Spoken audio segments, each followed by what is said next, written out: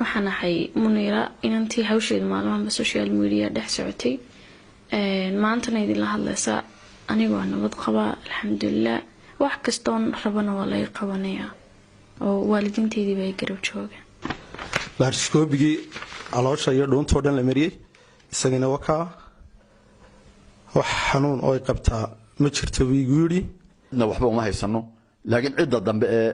waxa ku kacda insha Allah minna kariim sharciga uma natiisan doona waxa in badan social media aad ugu jiray in gabadh aan adeero ahay oo la yiraahdo Muniira Maxamed Cabdilaahi leeydi cudurka kansalka ay qabtaa oo social media si aad loo dhaxgaliyay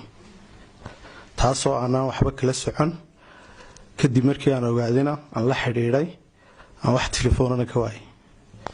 inta kadib waxa la ala kulli hal waxaan daba socdo waan helay Muniira waa inaan adeero ahay waxaan geeyay isbitaalka Al-Hayaat la yiraahdo ee ku yaala magaalada Boorama oo international ah kiiban shaybaadho uga sameeyay aan baaritaan uga sameeyay ilaa laarskobi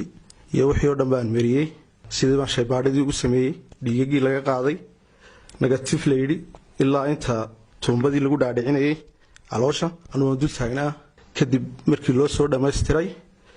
sidii baan ku nimid ee dhakhtarkii ugu qanciyo meel kasta ay tusay oo dhoon kasta soo raaciyay tusay wax dilaaca iyo wax dhibaato aynayna jirin kadibna ugu yiri waxaan de natiijada ayaaba ku fiican oo aad ku qanci kartaa ugu yiri oo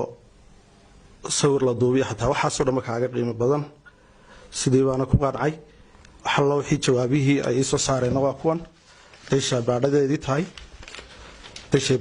tahay shaybaadkii natiijada waxa oo wada negative laarskoobigi aloosha iyo dhuuntoo dhan la mariyay isagana wakaa wax xanuun oo ay qabtaa ma jirto wiiguuri waxaan ahay Muniira inantii hawsheed maalmaha social media dhex socotay maantana idin la hadlaysa anigoo nabad qaba alxamdulillah waxaan joogaa meel amaana oo gurigaada arkaya mana jiraan wax afduubayo wax xariga mana xidhni wana nabad qaba midna way idin sheegayaa hooyaday markasta waa hooyaday cidii bedelaysan ma jirto laakiin ha laga daayo aydan iyo waxyaabahan loo qorayo ama waxyaabahan laga sheegayo aniguna aad baan u fiicanahay wax kastoon rabana waa la qabanaya oo waalidiinteedii bay garab joogaan cid kasto ay caawiso ama garab siisayna aad bay mahadsan yihiin